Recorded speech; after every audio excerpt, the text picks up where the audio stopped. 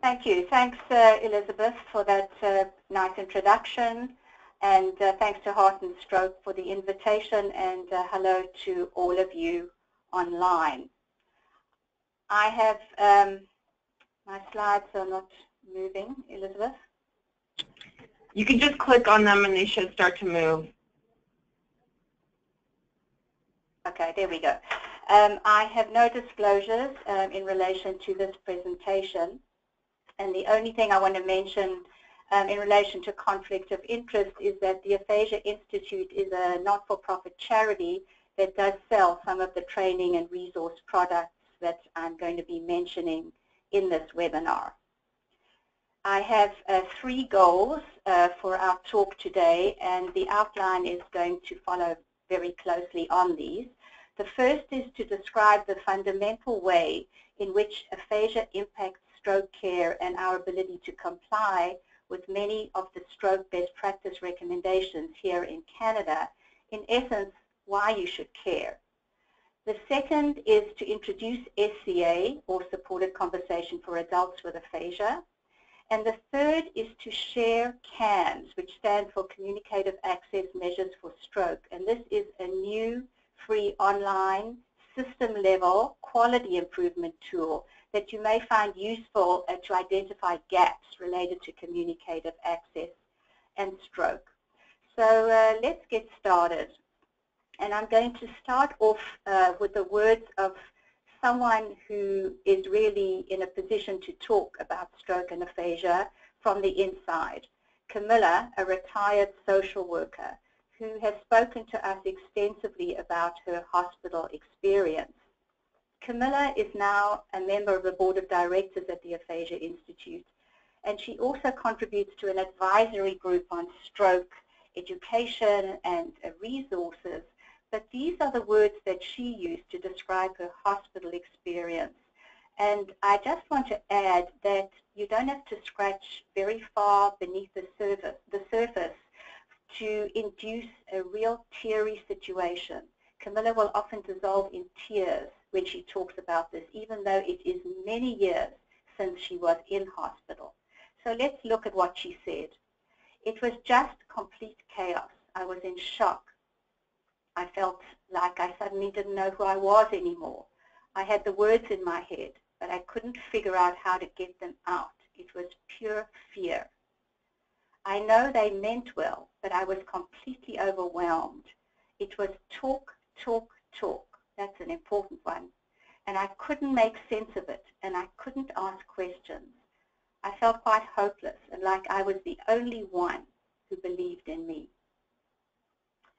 So how do you think Camilla or patients in your facility would answer questions like these?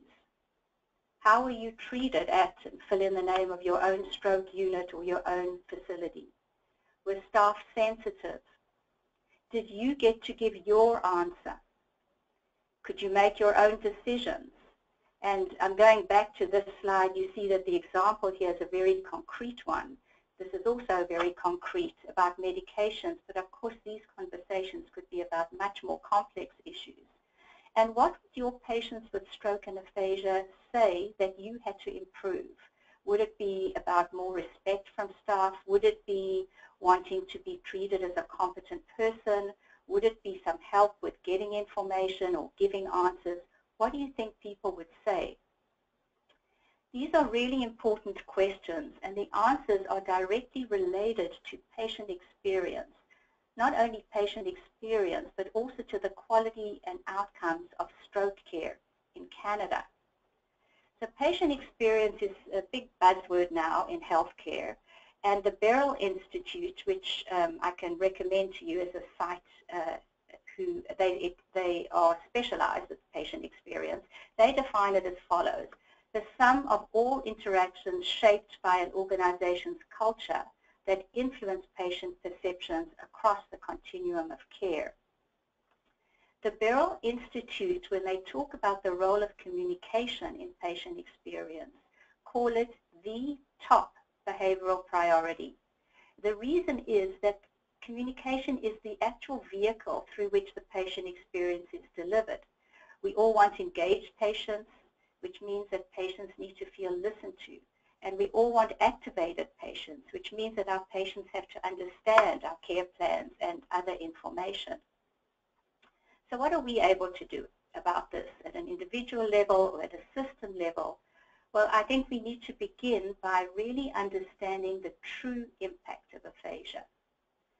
And unfortunately, traditional definitions do not necessarily capture this true impact. What you see in traditional definitions is that aphasia is most often caused by stroke, and of course there's something about language and the four modalities that you see on the screen: speaking, understanding, reading, and writing.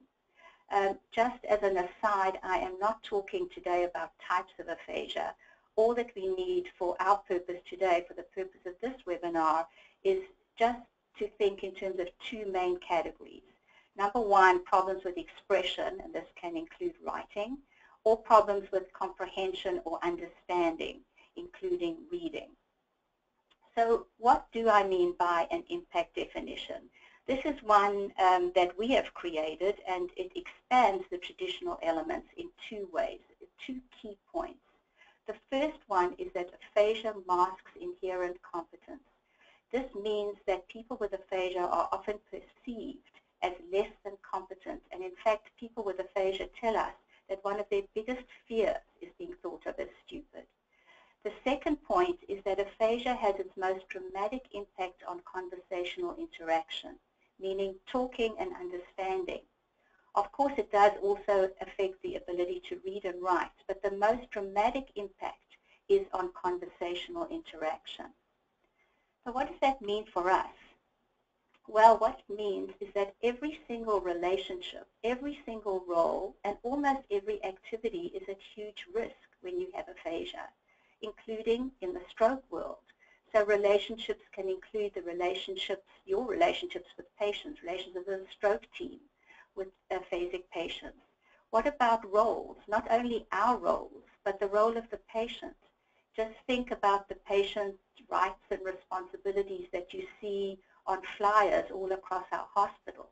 And think about the many daily stroke-related activities that involve some level of conversation.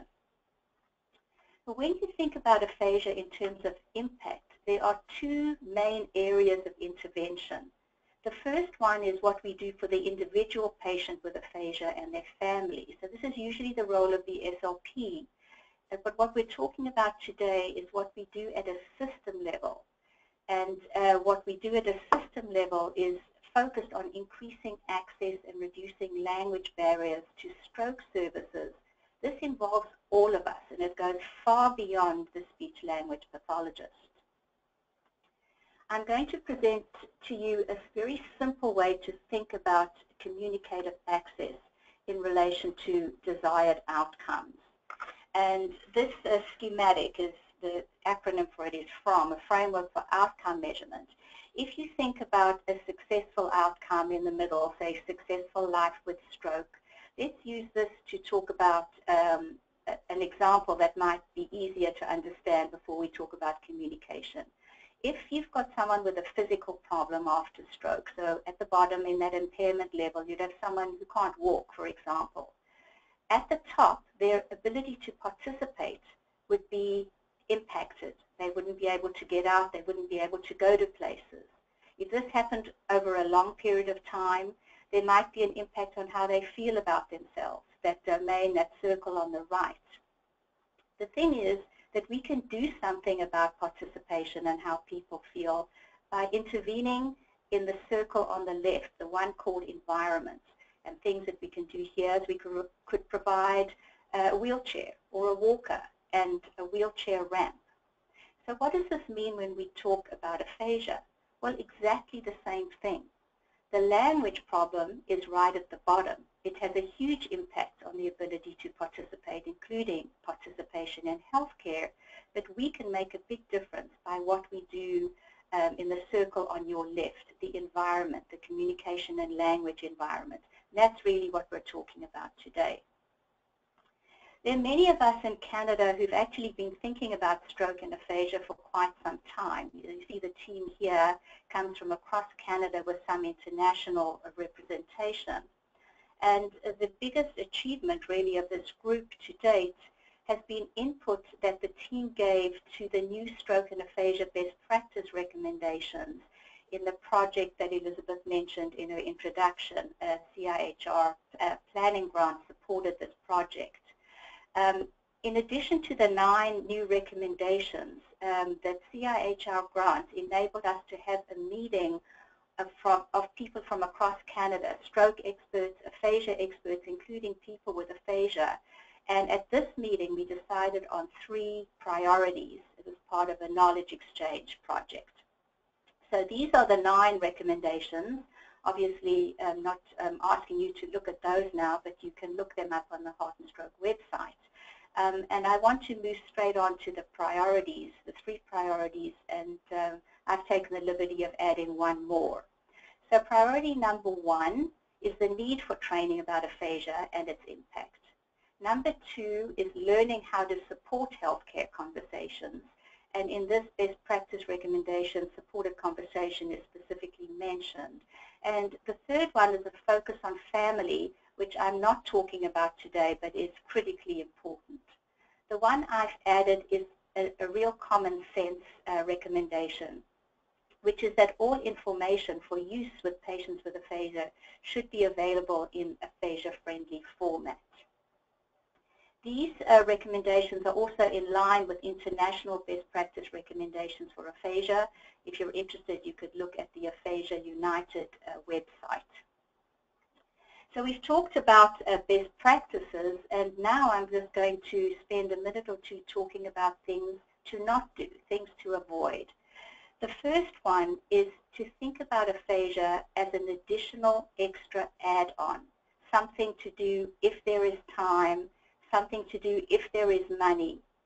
Rather, I would really encourage you to think of aphasia as a population. In fact, a sizable proportion of your patients, approximately 1/3, may have aphasia, some problem with communication, some kind of language barrier.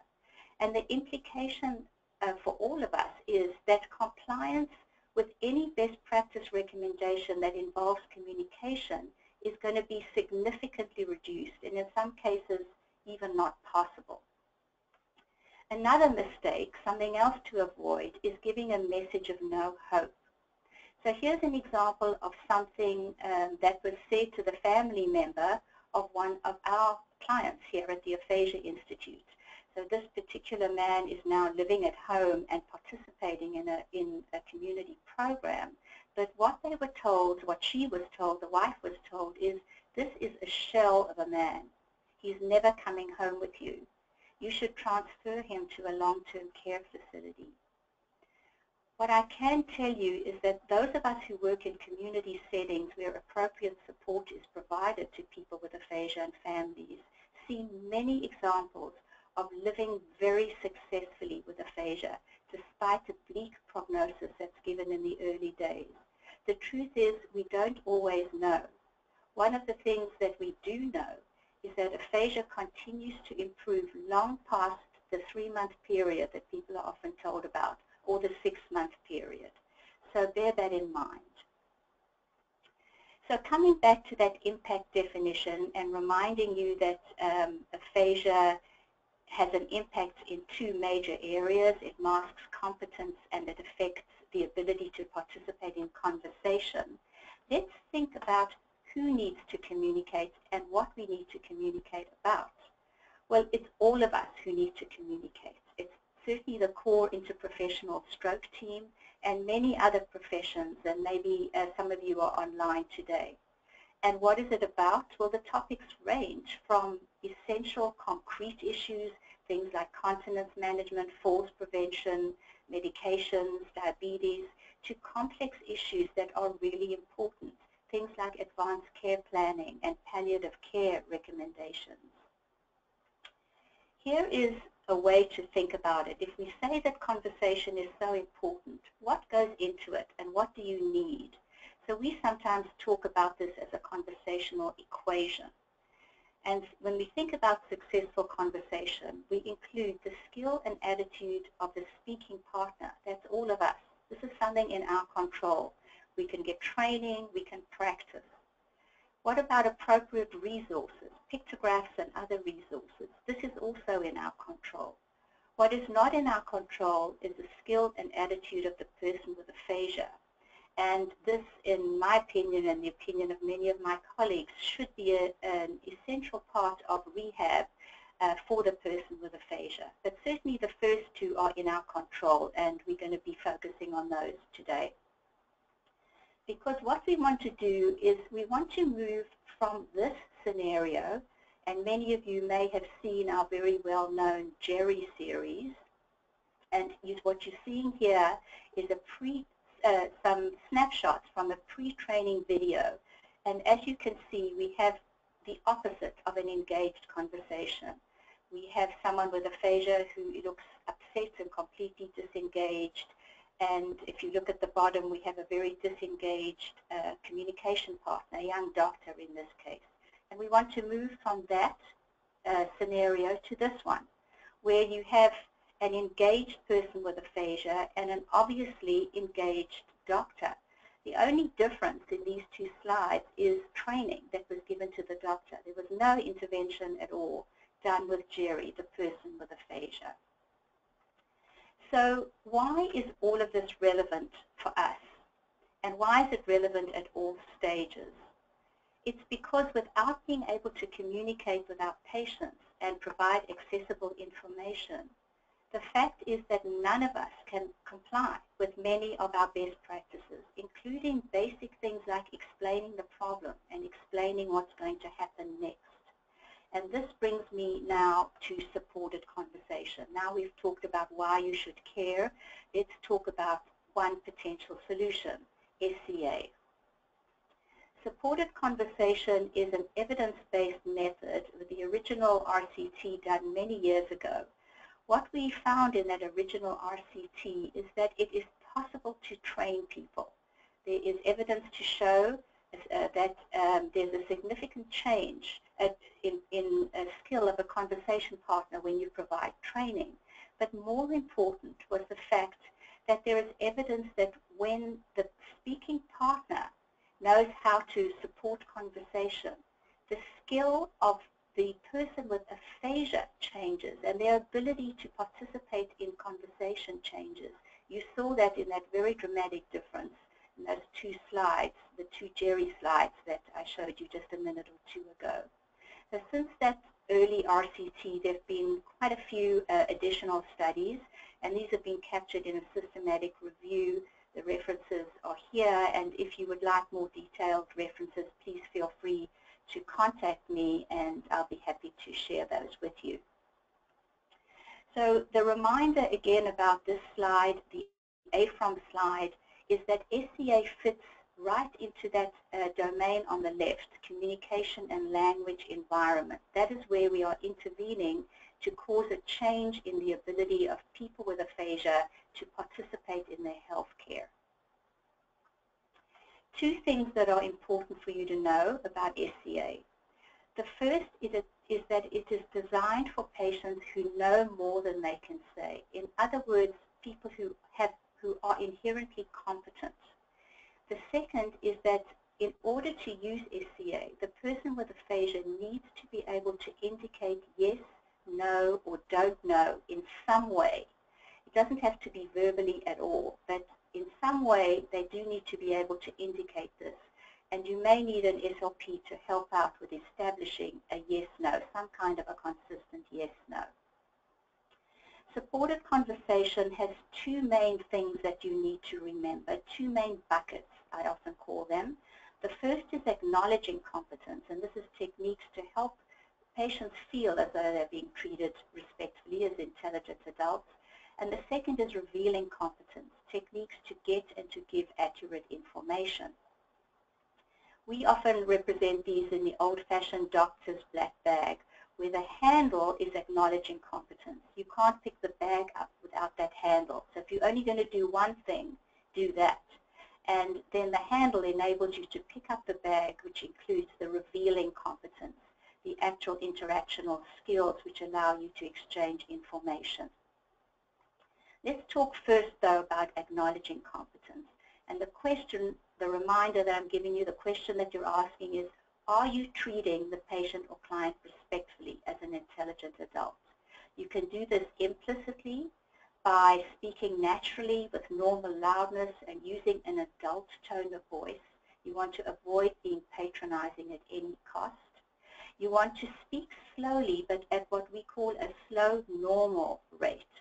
So the rate that I'm speaking at now is probably slightly slower than my normal rate, but it's not so slow that it doesn't sound natural. And then one other thing to remember is dealing openly with situations in which you have to communicate with someone else, a wife, a husband, another family member, for example. And then explicitly, we really encourage you to actually say out loud, I know you know, or I know you know what you want to say. It must be so frustrating. Here is a slide that illustrates being open about a situation where you have to communicate with someone else. You can have a look at it on the archived version in more detail, but it actually gives you a little script to follow if you do need to talk with someone else and to do it in a respectful way.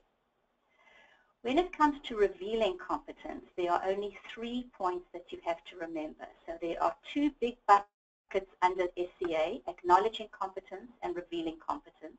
And under revealing competence, we're talking about these 3 things. Getting your message in, which means making the topic clear. Getting the message out, which is for the person with aphasia, making sure they've got a way of answering your questions or asking their own. And thirdly, verification. These are essential when you exchange information in relation to many best practice recommendations. So I've put up here one of many, many best practice recommendations that cannot happen without communication. So this is the area of transitions, and you see here evidence level A talking about the necessity of education. So when we talk about education, it has to cover all aspects of stroke care and recovery. How does this happen without communication? This is why it's so important that you know how to make sure that the topic is clear to start off with, and that the person has a way to answer your questions. So let's get into a little bit more detail on making the topic clear, what we call in. Getting in, is your message clear? And there are a couple of basic points here. I should mention that using supported conversation there's really an art in doing it in a way that sounds natural and that flows easily. We often use the phrase, the feel and flow of conversation. So that's difficult to get across in a webinar, but what I am going to do is just give you a few basic points for you to take home with you. The first is to use short, simple sentences and as expressive voice as possible. And then as you're talking, and in a very natural way, to use gestures that the patients can easily understand. So these gestures are very different to just moving your hands. We're talking about clear gestures that relate directly to what you're saying. And then writing. We're talking here not about writing paragraphs or essays, just writing keywords or a main idea so that the topic is absolutely clear. So keywording is a very important part of supported conversation. And then finally using resources like pictographs, for example, and ideally doing it in a way where you can focus on one thing at a time, either by pointing or covering things up. So let's see what that might look like. So here is an example of some really good gesture. You see the patient with aphasia on your left modeling a gesture from the speech language pathologist, the gesture of I know you know. He's saying yes, I do know. And the speech language pathologist is indicating yes, I get it, I know you know. So that's a really good example of gesture. And what about writing keywords? So here's an example of one that is not so great. For example, what we're missing here at the very top is the topic. The topic here is home, so that should be written in big letters at the top. There are also phrases like who is at home. There are unnecessary words like your. We need to move from something like this to something much simpler. And if you look at the page at the bottom, you'll see home written there at the top, so that's the topic. Then you just see the word wife and work, and the conversation is continuing. Just by the way, can you see something that's missing on the yes-no slide? Some of you might realize that there's something missing there, and I will talk about it a bit later as well. What's missing is a question mark indicating I don't know or I'm not sure. So using pictures and other resources, just to give you a few examples, these can range from fairly sophisticated pictographs like this one, which is confirming who is part of the care team, a really sophisticated one looking at the warning signs of stroke. This one was actually created in response to a situation where the warning sign of stroke was missed. Explaining things about stroke, what happened in the brain, why is one side of the body compromised, pictures about the various things that can happen when you have a stroke, things to expect in hospital, the various tests, explanations about aphasia, procedures. So this particular one is video fluoroscopy, but you might need to explain MRI or other procedures. And then when talking about aphasia, often it's really difficult to explain aphasia to people with aphasia. So these resources are particularly important for these kinds of conversations, and explaining the difference, for example, between aphasia and maybe a motor speech disorder. Here are examples of slides that capture slightly more abstract ideas. So the fact that there will be good days and bad days. There's a going home conversation, and here you just see some simple writing here that makes a huge difference to being able to have a conversation with someone with aphasia. Going home, one of the big concerns is often falls prevention. So this particular conversation involved some discussion about the environment outside the home, the sidewalk. Is it, is it a straight one? Is it very bumpy? Stairs is something that often has to be talked about when people go home. So these are just examples of simple techniques using a pen and paper, drawing and writing to support your conversation and to make it easier for people with aphasia to understand what you are talking about. This is all getting the message in. You might also, in the research context, have to talk about something like informed consent. So I've just put this in as an example for you of a really abstract conversation that you can have where people with aphasia can give their own informed consent. The good news is that when you use good techniques and good resources to make the topic clear and to get your message in, it facilitates getting the message out. And getting the message out by doing, but in that category, we're talking about helping the patient with aphasia to answer your questions or to indicate that they have questions. When we are in this arena of getting the message out, what you want to ensure is that the person with aphasia has a way to answer or ask questions. One of the most common things that we see is a good question that's asked without a way for the person with aphasia to respond. So number one on this list is asking yes-no questions and making sure that you have something available for the patient or client to point to, and I'll show you an example of that in a minute. Then asking one thing at a time. So to be very concrete, if you were nonverbal, how would you answer if I said, do you want coffee, tea, or juice? You might not be able to answer. And that's very different to saying, do you want coffee, then with a yes-no sheet available. You can ask the patient or client to give clues. And they could give you clues by maybe gesturing or pointing to things that you've written. Sometimes they can also help you by writing, even if it's not a full word, just something that gives you a clue about what they want to say. And of course, one of the critical things is giving time to respond and not jumping in too quickly.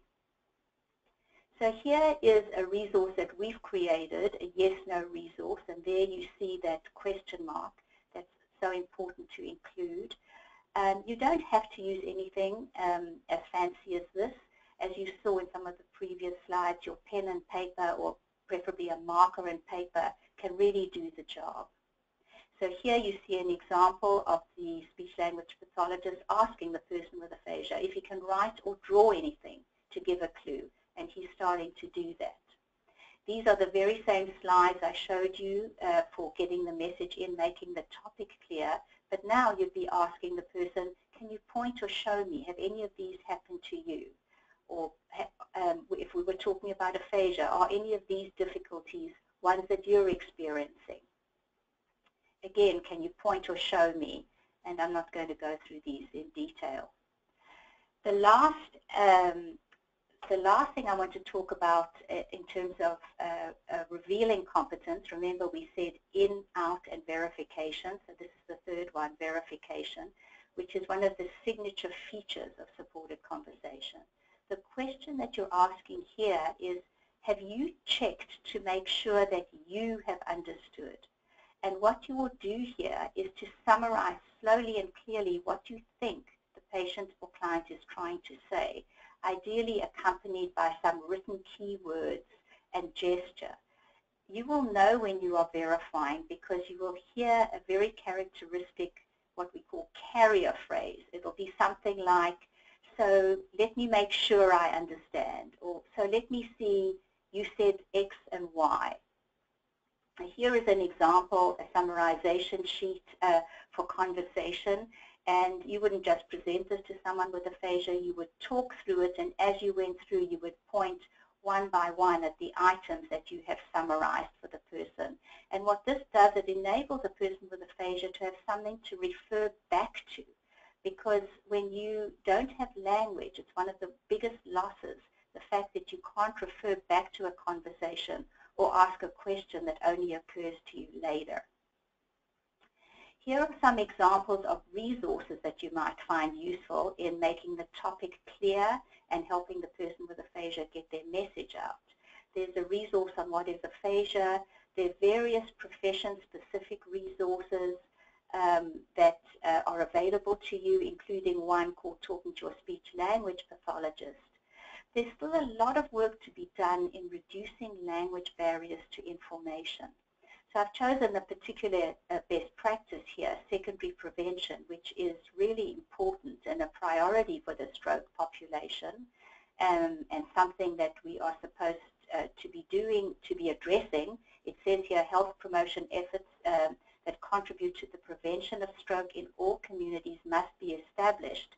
The problem is that many of the resources listed are not accessible to patients with aphasia, and in fact to anybody who's got a language problem. So you see on the slide some of the resources that are not available in what we call aphasia-friendly format. There is a series that we've created called Working Together, and here are the topics that are addressed. So this might be of interest to you. These are downloadable, and if you are in Ontario, these are actually downloadable free from our website.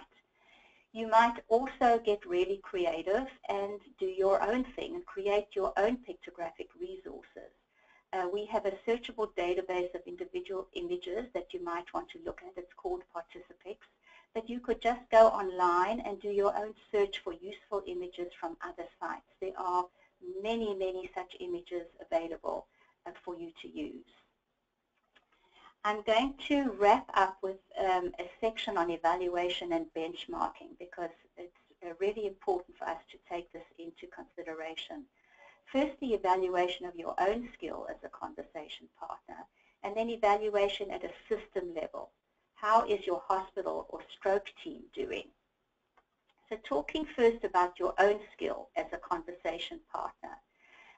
You could use something that we call a measure of supported conversation, and here's what it looks like. You won't be surprised to see that it covers the same areas that I went through with you: acknowledging competence and revealing competence. Under revealing competence, you see the in, out, and verification there. And if we see a video or we observe, we're able to rate you on a 0 to 4 rating scale. It's actually a 9-point scale with 0.5s in between. If you look at 0 to 4, a 2 would be adequate. So think about how you would do on a rating scale like that. So let's have a look at this pre-training video, rather the slides from the video that I showed you earlier. And here, let's think about how the doctor would be rated. Well, we show this video to hundreds and hundreds of people, and we always ask them to rate it. The doctor is usually rated at well above average on acknowledging competence because his communication skills in that area are good. It often gets rated as a 2.5 or a 3 out of 4. But he really comes down in the area of revealing competence, the in, out, and verification. He actually gets a 0. And what about Jerry, the person with aphasia? If we were to rate Jerry on his ability to interact, pretty much a 0 in these pictures. And his ability to get information across, 0. Jerry is not able to give one piece of information. Whereas in this scenario, post-training, we certainly are far from perfection. But we have a doctor now who's doing even better with interaction. He looks like a different person. You can see how interactive he is. And the most dramatic change is Jerry, who is now interacting and actually exchanges a fair bit of information, including information about his stroke and even some specific information about where he lives. So we can talk as well about whether your hospital or stroke team is communicatively accessible, and this is measurement at a system level. And I mentioned in the introduction that I would talk about the Communicative Access Measures for Stroke, CAMS. There are 3 surveys involved in CAMS, CAMS 1, 2, and 3. 1 is related to policies and procedures. 2 is related to frontline practice. And the 3rd is patient satisfaction, which is a fully accessible survey done in pictographic format with a script for the administrator. So this is what the home page looks like. And here's an excerpt from CAMS 1, the administrator survey. It would ask about policies. Is there a written plan in your facility? Are there procedures? Is budget allocated to resources? Is there a requirement for staff to be trained? Here is an excerpt from CAMS 2. This is for frontline staff, and it will ask questions about confidence, questions about skill level, questions about training. And then here, the really innovative part of CAMS, the patient satisfaction questionnaire, where we ask, how were you treated at wherever the hospital is? Did staff treat you with respect? And you saw some of these at the beginning of the talk, so I'm not going to go through them now. Okay, or we just have a couple minutes more. Yeah, we're good. I'm literally done. So Great. The launch for CAMS is going to be in February of this year, February 2017. Please email us if you want to be notified at the email address below.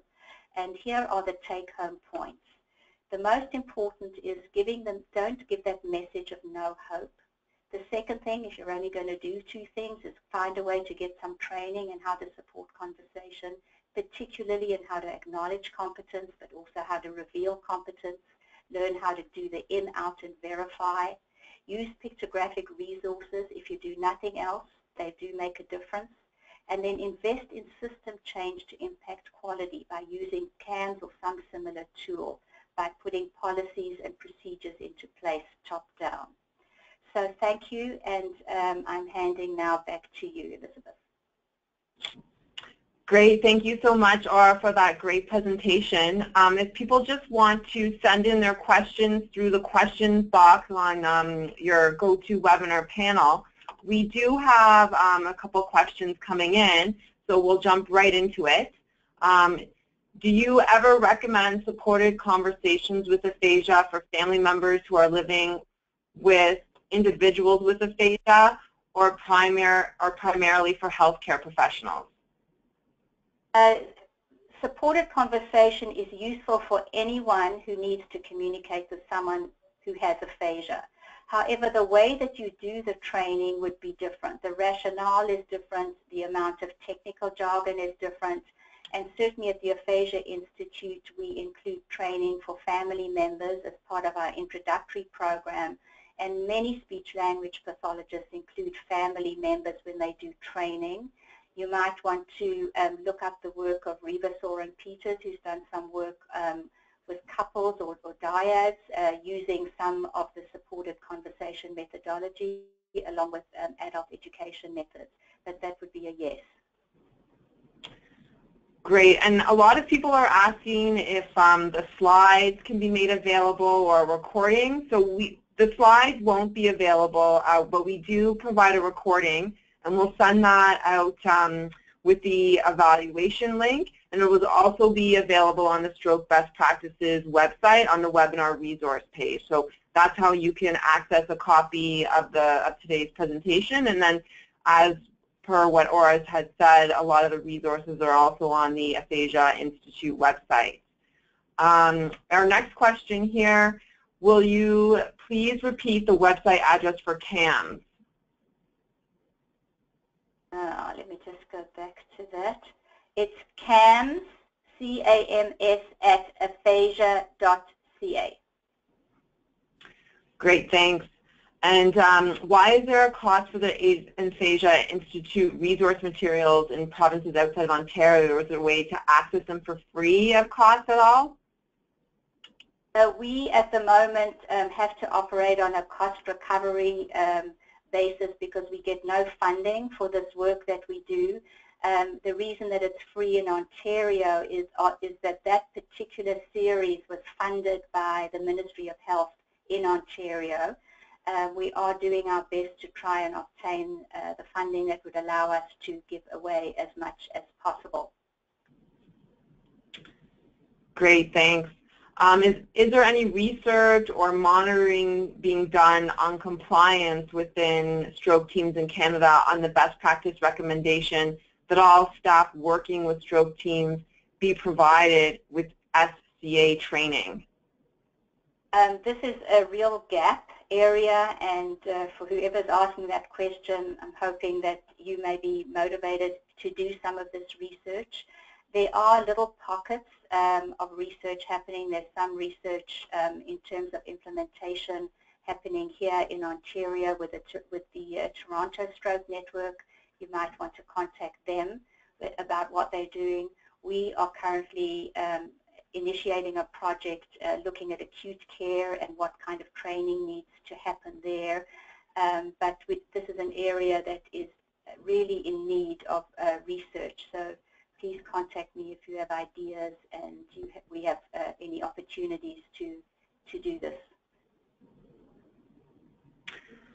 Okay, and we don't seem to have any more questions. That seems to be it. So we can wrap up. I'll leave it for maybe a few more seconds. So if anyone has anything else they'd like to ask, please send it in right away.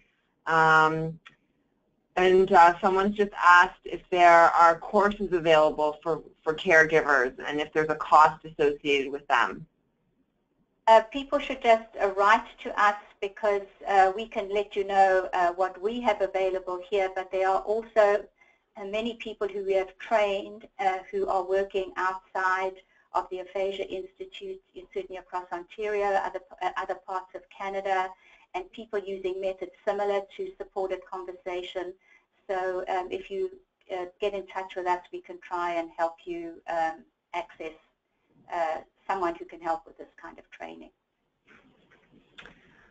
Okay, and a couple more questions. How involved are the SLPs in your center in capacity assessments? I have seen the resource CACE.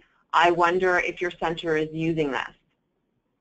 Well, we are not involved here specifically in capacity assessment, although we sometimes are called in to help out with that. Somebody you can speak to about CASE, which is what the acronym stands for, is Alex Rowland, and I can put you in touch with her if you contact me. Certainly we would love SLPs to be more involved with capacity assessment, and that is an excellent tool. Okay, and then we have a case scenario that just came in. The individual is interested to hear what you would say to a hospital administrator who just joined her for the 30-second elevator ride down to the first floor. This administrator, you know, runs a hospital with a poor track record of communication access. I think we have to look at communicative access as something that actually impacts stroke care, and we need to make the case that it affects outcomes in stroke, and that's one of the areas where we need research. We are currently involved. We've just completed, in fact, a study with the Institute for Clinical Evaluative Sciences here in Ontario, where we are finding that the healthcare usage and costs for people with aphasia is far more than it is for other people with stroke, and that should be something of interest to hospital administrators. So making the case to people like that is critical, and the lesson that we've been taught by health economists is that we have to make an argument that demonstrates value. We have to answer the question that they are asking, and in many cases it's one that affects outcome and cost. So again, please feel free to contact me, because the lessons that we have learned, and I'm very happy to share from health economists we work with, I think could be useful to you in having these kinds of conversations. And do you use SCA with the population? Any research on this? Sorry, I didn't hear that question. Sorry, do you use SCA with the population, and is there any research on this? Not sure what population. What they're referring to? Okay. The next question I have here, is there a particular order in which resources or strategies should be used with people with aphasia?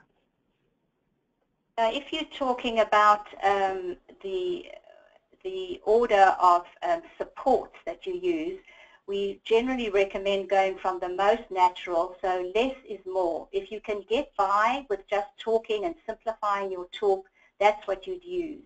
And the next natural thing to use is a gesture. What you'd add on after that is a keyword or writing, and drawing after that. So you're following a natural sequence. That being said, there are many cases where you have to use common sense, and in some cases a drawing is the simplest way of getting something across. So it's whatever is easy and simple to use, but it's often a less is more. So you're using as little as possible to ensure that the topic is clear and that there's a way for the person to answer. And these are things that are addressed when you do a more intensive training. Okay, great, thanks. And we just got some clarity around the previous question. Do you use SCA with the dementia population, and is there any research on this population and SCA? I'm not aware of specific research in the area of dementia. I know there's been some in the area of TBI. So what I would say with dementia is that in the early stages, at a stage where you're dealing with a masked competence situation, in other words, where language is worse than competence, then the techniques are useful. In addition, we know in dementia that one of the things that's retained longer than others is being able to read material. So the use of key wording can be really useful with dementia. So I'm not aware of research, but in the early stages, it may be something worth trying, and I know that some people have tried it out. Great, thanks. Another question here. This individual has called Revenue Canada with a patient who has aphasia, and it's extremely difficult. Do you foresee any ideas to change this practice or make it easier for patients to self-identify in order to obtain the documents required for homemakers and other services? The patient is expected to self-identify due to the Privacy Act. That's a really interesting question, and I don't know the answer to it. It certainly sounds like something that should be looked at in the area of advocacy, and there's a ton of work that needs to be done. This is one example, but people with aphasia, in the same way that they don't have access to healthcare and stroke care, they don't have access to many things. And maybe one of our roles is not only to facilitate access to our own services, but when we discharge people into the community, ensuring that they have access to these other areas.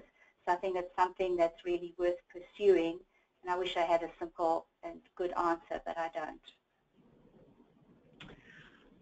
Okay, and we have had another question come in. How would you approach sensitive topics with clients with aphasia, such as sexuality and intimacy? Any recommendations?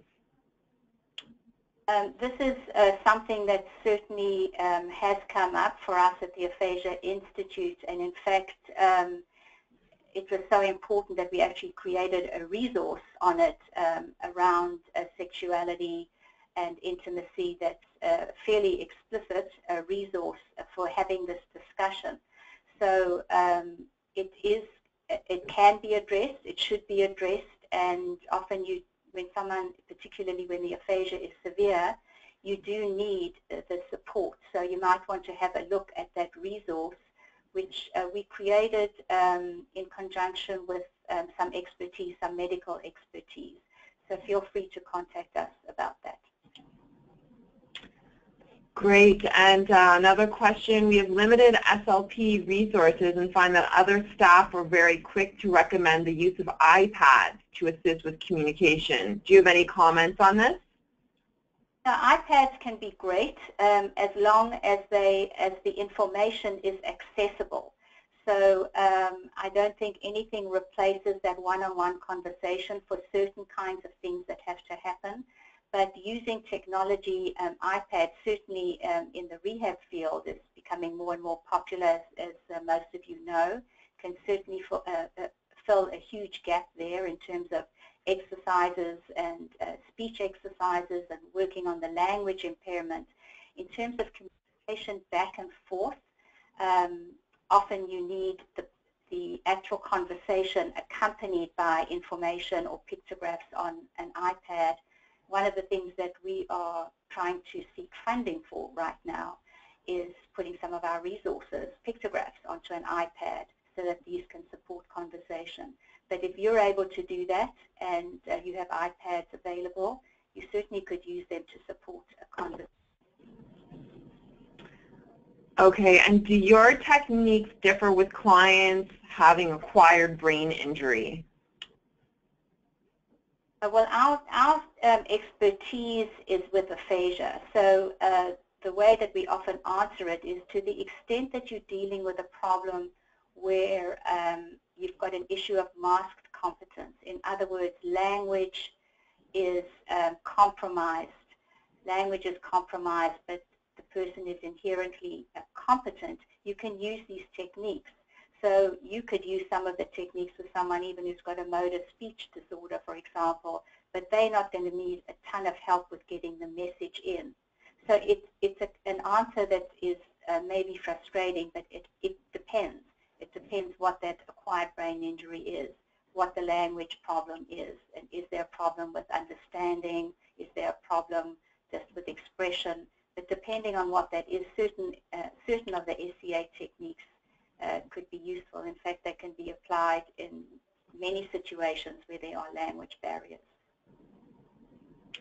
And our last question, are there educators in aphasia at the Aphasia Institute available to do courses at hospitals? Yes, absolutely. Please contact us. You can, I think I'm just having a look at the last slide here. If you email training@aphasia.ca, Mariska will get back to you with information about the availability of training. We are also, again, trying to seek funding to put some of our training online so that it is available in that format because we do get so many requests like this. So please be in touch and we will help you. We can also maybe connect you with other people in your area who may be able to do training for you. Okay, great. Thank you. And so thank you, everyone, for joining us. We hope you enjoyed today's presentation. As per the screen in front of you, we will be sending out a webinar evaluation, and the recording is available on our website. Thank you very much, Aura, for your time today and for presenting such great information. We've gotten a lot of feedback already that people really enjoyed your presentation, so thank you very much. And have a great day, everyone. Thank you. Thanks. Thank you.